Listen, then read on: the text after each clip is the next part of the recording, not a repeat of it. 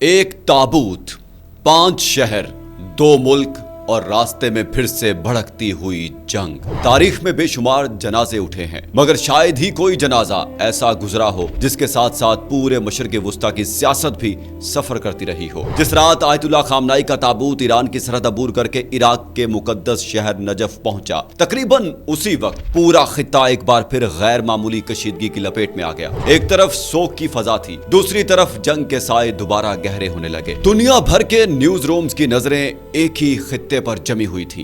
ایک طرف لاکھوں لوگ نوحہ پڑھ رہے تھے، دوسری طرف جنگی بحری جہاز سمندر میں اپنی پوزیشنیں بدل رہے تھے۔ ایک طرف چراغ روشن تھے، دوسری طرف سفارتی کمروں میں ہنگامی اجلاس جاری تھے۔ ایسا محسوس ہو رہا تھا جیسے تاریخ ایک ہی وقت میں 2 الگ الگ کہانیاں لکھ رہی ہو۔ لیکن پھر دنیا کی نظر ایک اور چیز پر جا کر ٹھہر گئی۔ تابوت پر بچھی ہوئی سرخ چادر۔ پہلی نظر میں یہ صرف ایک کپڑا محسوس ہوتا ہے، مگر مشرق وسطیٰ کی مذہبی اور علامتی روایات میں رنگوں کی اپنی ایک زبان ہوتی ہے۔ بعض مذہبی حلقوں اور بعض تجزیہ کاروں کے مطابق سرخ رنگ شہادت، بہائے گئے خون اور اس احساس کی علامت سمجھا جاتا ہے کہ انصاف یا خون کا حساب ابھی باقی ہے۔ اس لیے جب یہ مناظر دنیا بھر میں نشر ہوئے تو سوشل میڈیا پر بحث شروع ہو گئی۔ کیا یہ صرف ایک مذہبی روایت تھی یا ایک خاموش علامتی پیغام؟ اس بارے میں مختلف آراء موجود ہیں، لیکن ایک حقیقت یہ ہے کہ اس علامت نے دنیا بھر کے مبصرین کی توجہ ضرور اپنی طرف کھینچی، اور پھر یہ تابوت ایران سے نکل کر اس سرزمین پر پہنچا جس کے ساتھ کبھی 8 سال تک خون ریز جنگ لڑی گئی تھی۔ عراق، یہ وہی عراق ہے جہاں 1980 سے 1988 تک جاری رہنے والی جنگ میں لاکھوں لوگ مارے گئے، شہر تباہ ہوئے، خاندان بکھر گئے اور دونوں ممالک ایک دوسرے کے سخت ترین دشمن سمجھے جاتے تھے۔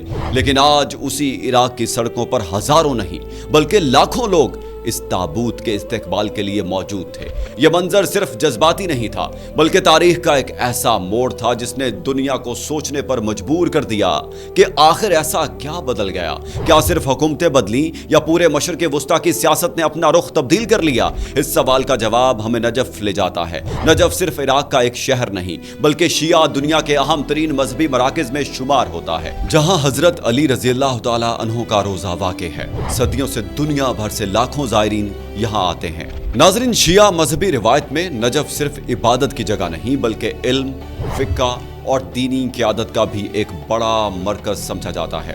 اسی لیے جب کسی بڑے مذہبی یا سیاسی رہنما کا نام نجف سے جڑتا ہے تو اس کی باز گشت صرف عراق تک محدود نہیں رہتی بلکہ ایران، لبنان، پاکستان، بحرین، آذربائیجان اور دنیا کے دوسرے حصوں تک بھی سنائی دیتی ہے۔ شاید یہی وجہ تھی کہ اس سفر کو بہت سے لوگ صرف ایک جنازہ نہیں بلکہ ایک ایسا لمحہ سمجھ رہے تھے جس کے مذہبی، سیاسی اور سفارتی معنی ایک ساتھ نکل سکتے تھے۔ لیکن اصل کہانی ابھی شروع ہوئی تھی، کیونکہ نجف میں جو کچھ ہوا اس نے صرف سوگواروں کو ہی نہیں بلکہ واشنگٹن، تل ابیب، یورپی دارالحکومتوں اور خلیجی ممالک کی پالیسی سازوں کو بھی سوچنے پر مجبور کر دیا۔ آخر ایک جنازہ عالمی طاقتوں کی توجہ کا مرکز کیوں بن گیا؟ اس کا جواب صرف ایک شخصیت میں نہیں بلکہ اس پورے خطے کی طاقت کے توازن میں چھپا ہوا ہے۔ مشرق وسطیٰ میں طاقت ہمیشہ صرف فوج یا معیشت سے نہیں ناپی جاتی بلکہ نظریات، مذہبی اثر، علاقائی اتحاد اور عوامی حمایت بھی طاقت کا حصہ ہوتے ہیں۔ اسی لیے جب کوئی بڑا واقعہ پیش آتا ہے تو دنیا صرف یہ نہیں دیکھتی کہ کیا ہوا بلکہ یہ بھی دیکھتی ہے کہ اس کے بعد کیا بدل سکتا ہے۔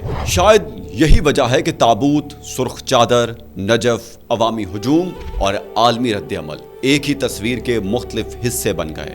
لیکن کہانی کا سب سے دلچسپ موڑ ابھی باقی تھا، کیونکہ نجف کے بعد یہ آخری سفر کربلا کی طرف بڑھا۔ کربلا وہ سرزمین جس کا نام آتے ہی قربانی، استقامت اور تاریخ کا ایک عظیم باب ذہن میں آتا ہے۔ یہ صرف ایک جغرافیائی مقام نہیں بلکہ کروڑوں لوگوں کے لیے ایک روحانی اور جذباتی مرکز ہے۔ اسی لیے جب اس سفر کا اگلا مرحلہ کربلا سے جڑا تو اس کے مذہبی اثرات پہلے سے کہیں زیادہ گہرے محسوس کیے گئے۔